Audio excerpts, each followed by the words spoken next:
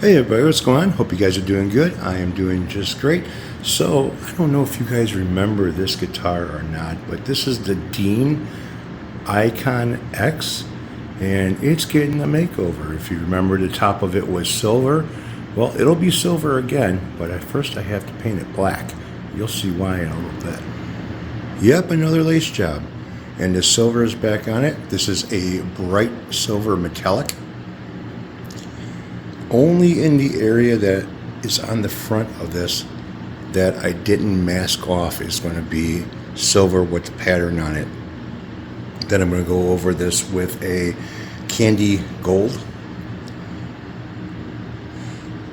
So it should look pretty good, I hope.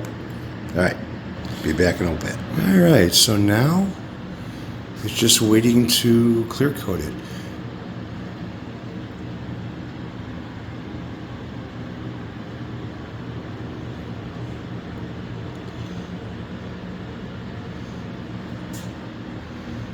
Don't look too bad.